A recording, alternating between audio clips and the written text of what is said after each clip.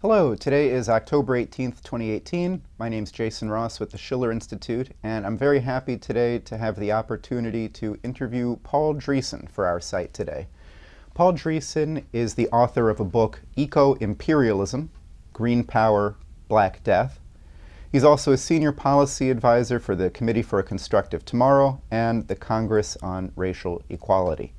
We're really happy to be able to speak to Paul today to respond to what recently came out with the IPCC's latest report, in which they call for a cutting of use of fossil fuels essentially in half by 2030 and a complete elimination of fossil fuel use on the planet by 2050. Paul Driessen, I'd like to ask you to get your views on what would be the implications for human health, human well-being, the economy. What would be the human effects if the world actually implemented these cuts in fossil fuel use that the IPCC is demanding? They would be disastrous in a nutshell. The shift away from fossil fuels, which currently provide 80% of all the energy the entire world, some percent of what the United States uses, would mean prices for energy, products and services would go through the roof. Prices for food would go through the roof. Hospital costs would skyrocket. Transportation, shipment of goods and food and so forth would skyrocket. You wouldn't have enough energy to do a sizable portion of what we currently do and take for granted. It would also mean for the developing world, they would be stuck where they are. They would be told, you can develop and improve your living standards a little bit, but only at the margins. You're going to have to use forget about fossil fuels. You're going to have to use a couple wind turbines in your villages and little solar panels on your huts. You'll have a light bulb or so for everybody. Everybody's hut, a 1 cubic foot refrigerator, perhaps, charging station for your cell phone, and not a whole lot more. You're not going to even be able to run major refrigerators and stoves and ovens like we take for granted here in the United States on that kind of energy. So essentially, you're going to be condemning the poor people on the planet to living forever in poverty, and you're going to be condemning the people in industrialized nations to de-developing their countries and slashing their living standards by significant amounts. You can't even build a wind turbine or a solar panel with wind and solar energy. You can't extract the metals and other minerals from the ground. You can't process the ores. You can't do the smelting and refining. You can't run a manufacturing center, a factory, using wind and solar power. It's just not possible. And then you've got to throw in the batteries, which means more and more metals and minerals taken out of the ground. Maybe we're just going to have to hire all the third world people and do it all by hand. But you still, once you get it out of the ground, you've still got to process it and smelt it and turn it into run factories to make all these various pieces of equipment that they think are just going to be beamed down from the Starship Enterprise or something. The whole thing is just ridiculous on its face. The IPCC, which has been issuing reports about the dangers of climate change for decades since its inception, they estimated that the cost of eliminating fossil fuels would be around $50 to $100 trillion. I just very quickly looked at that amount of money and thought about other things you could do with $50 to $100 trillion. You could do a lot of good in the world with that kind of investment. And one thing I looked at was that for the world to enjoy on the whole the kind of energy, electricity availability that we have here in the United States would require expanding energy generation by about 10,000 gigawatts, which is an enormous amount. If you wanted to do that by building nuclear power plants just for example, to supply that entire additional 10,000 gigawatts of capacity, that would cost about 50 trillion.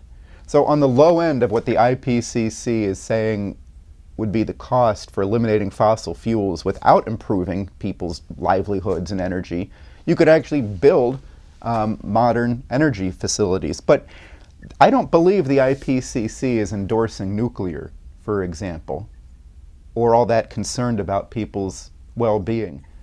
Could you say anything about the sort of the background on this? Why is nuclear not considered, for example? Well, the same people that hate fossil fuels hate nuclear power. Nuclear would be the perfect non-greenhouse gas emitting, affordable, reliable, abundant electricity source. It wouldn't run your cars, but it could certainly power factories, and you could eventually convert all your cars to electric, but you need enormous generating capacity to recharge all these cars. But the bottom line is the Greens, the powerful green lobby, which is a multi-billion-dollar industry worldwide, even in the United States, it's around a $10 billion a year industry. Those guys detest nuclear and even hydroelectric just as much as they detest fossil fuels, coal, oil, and natural gas. Going back to my earlier point, you simply cannot have a modern world, factories, wind and solar power without having fossil fuels, not at this point. Down the road, perhaps, our ever creative minds, our ultimate resource, to use Julian Simon's term, who knows what we're going to be able to create, to invent in the coming years and decades, but it's not there yet. And just throwing trillions of dollars, pulling it out of our economy where it could be doing some use in other areas, and saying we're going to spend it instead on wind and solar power and get rid of all this fossil fuel, it would be sucking the lifeblood out of economies and turning it over to this climate industrial complex, which is already a $2 trillion a year business. And they want to make it essentially a $4.5 trillion a year business, driving their climate change narrative, their claim that human beings have taken over from all the natural forces that have always driven climate change on planet Earth. And all of a sudden, we are the sole cause of any climate change, and any climate change is going to be disastrous. Even a 1 degree Fahrenheit increase above where we are today would kill off the coral reefs and destroy the planet. It's just complete nonsense. There's no scientific evidence to back that kind of notion up. So, Paul, the IPCC has been making claims about climate change and asserting a certain amount of scientific authority when doing so. Many people agree with this institution, or many people at least believe that they think that climate change is a big problem, that human beings are destroying the planet. And most of these people don't really have the scientific type of background to be able even to come to a conclusion of this sort. So I wonder what you could say about the susceptibility that people have to believing a supposedly scientific statement that has the implication that human beings are a plague on the earth, or that we're bad, or that we're destroying nature. Are there any cultural currents that you think make people susceptible, or environmentalist currents more broadly, that make people susceptible to then believing scientific claims that they don't really have a basis for believing? Yeah, this whole IPCC, Intergovernmental Panel on Climate Change operation, has become, in my view, pretty fraudulent. It began as a quest to determine how much, if any, human beings were influencing climate change, global warming, having an effect on what was then a warming planet that has since then cooled off, essentially. No climate warming, no planetary warming of any significance for the last 20 years. But over a period of a few years, it shifted from looking for a human effect on climate to saying that humans are the only effect on climate. The sun is irrelevant, the ocean currents are irrelevant, El Niños are irrelevant. Everything supposedly is now caused by human beings. And they've consistently, systemically manipulated data, driven climate models that are all based on the notion that CO2 is the primary climate driver these days. They've allied with green groups and renewable energy companies that crank out these reports even the very large volumes of scientific material ignore a lot of contrary evidence from other organizations, including the non-governmental panel on climate change, that puts out volumes every few years, collating a lot of other data and studies that show the huge benefits of more carbon dioxide in the atmosphere, for example. Those are all ignored by the IPCC and the climate industrial complex. Then they take it a step further. They put out what they call a summary for policymakers. This is really a policy document prepared by politicians and bureaucrats who are all driving this climate narrative that we are causing dangerous man-made climate change.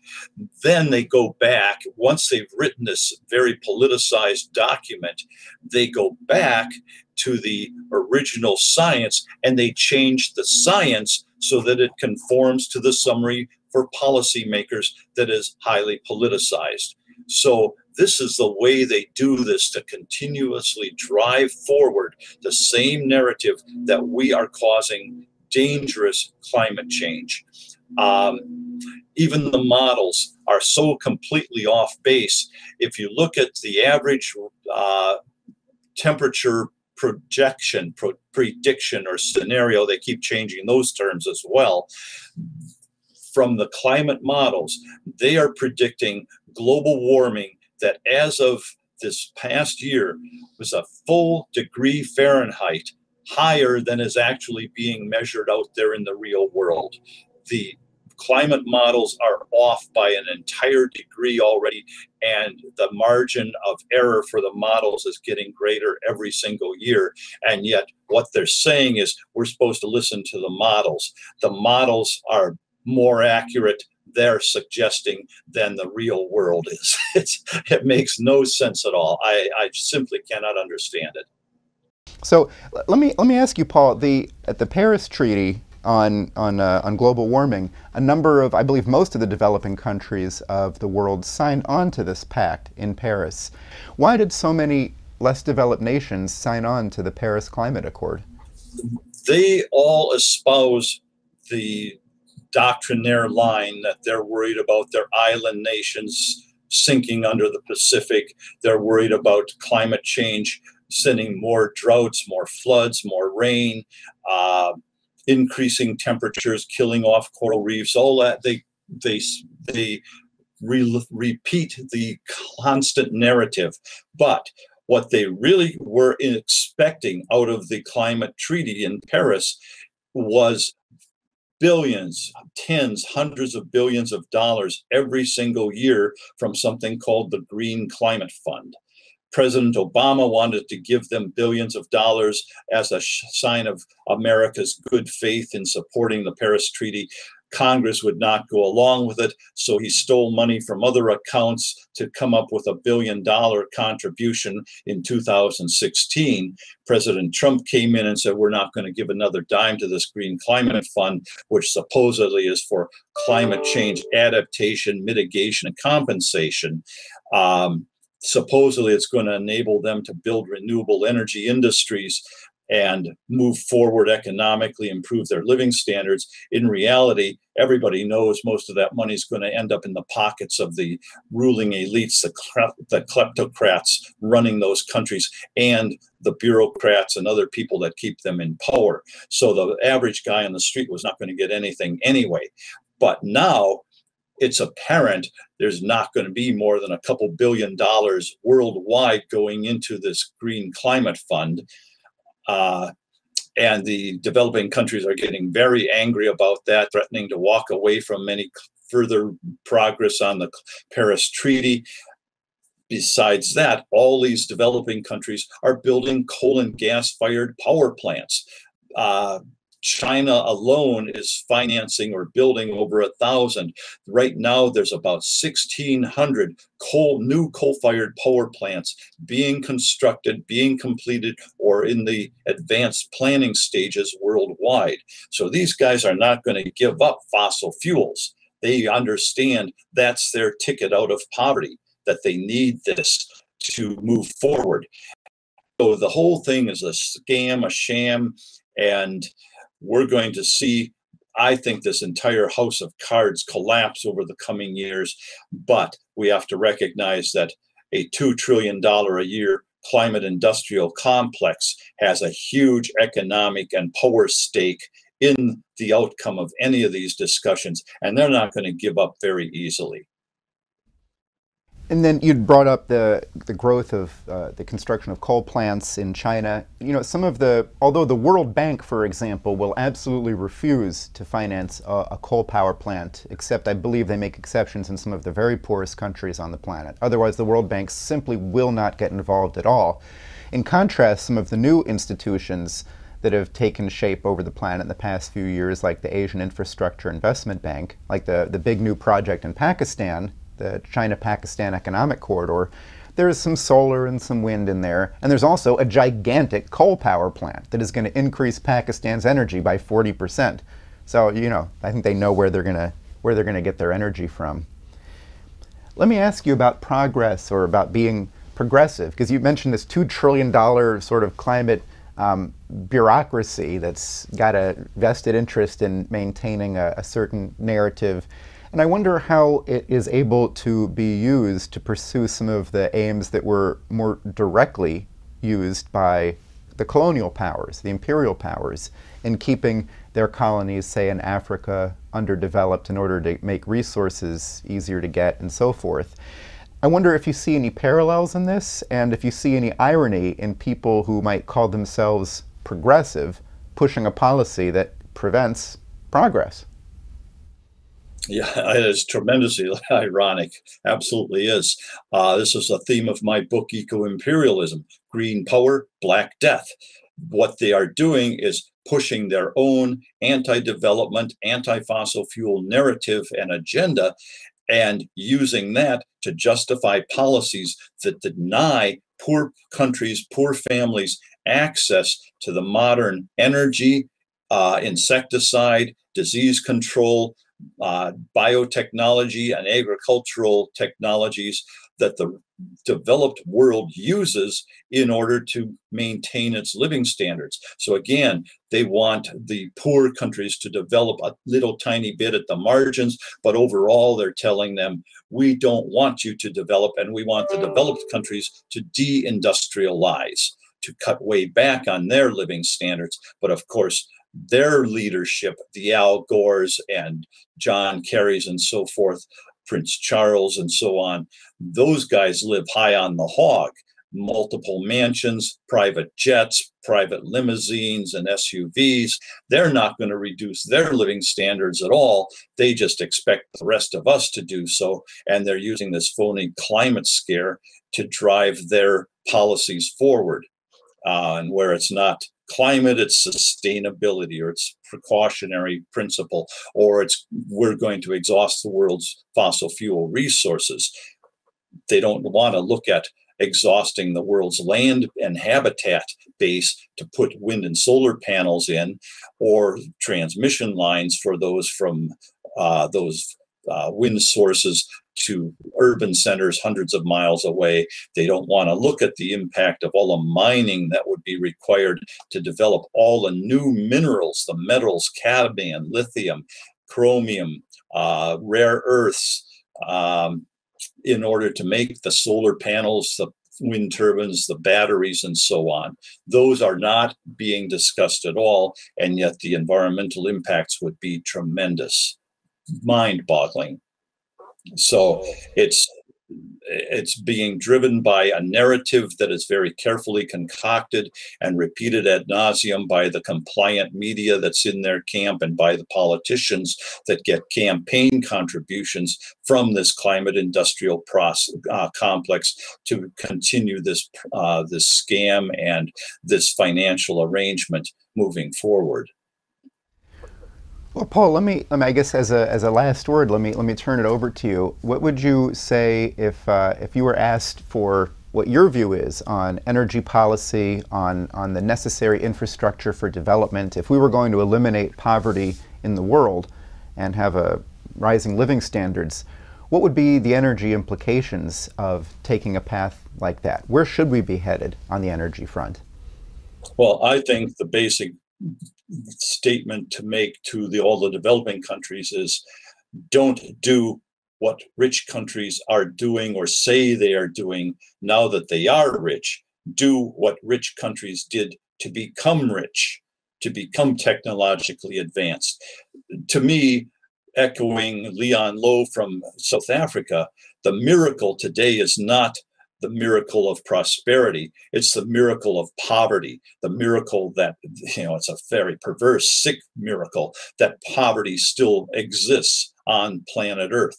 It's the technologies are available to have abundant, reliable, affordable energy for everybody, to have modern agriculture for everybody, to have window screens even, and running water, indoor plumbing everywhere. The technologies are readily available. Access to the information about them is readily available through the internet.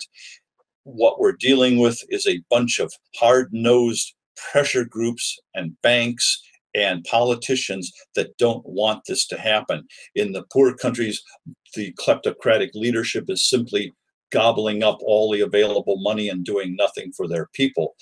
Bear in mind, too, developing countries, when Europe and the United States developed, they didn't have a World Bank. They didn't have a global climate fund. They did not have a bunch of aliens from outer space investing in their countries. They built their own economies up step by step by raising money from private sources, getting the governments involved, having access to the energy and minerals on their lands beneath their feet, and moving forward incrementally, improving the technologies with inventions and discoveries, and pouring more and more money in. The more energy you have, the more affordable energy you have, the more economic development and jobs and living standards will improve. So do what we have done in the past, developing countries in Africa and Asia. This is what China is starting to do, and it's been doing for decades, really. And that's what the rest of the world needs to do. Don't buy into this climate change or precautionary or sustainability nonsense, because you dig beneath the surface a little bit, you're going to find some very different realities that these guys in the climate industrial complex do not want to discuss. Well, Paul, thank you very much for sharing your insights with us. Always good to talk to you. It's been my pleasure. Thanks, Casey. All right, thank you.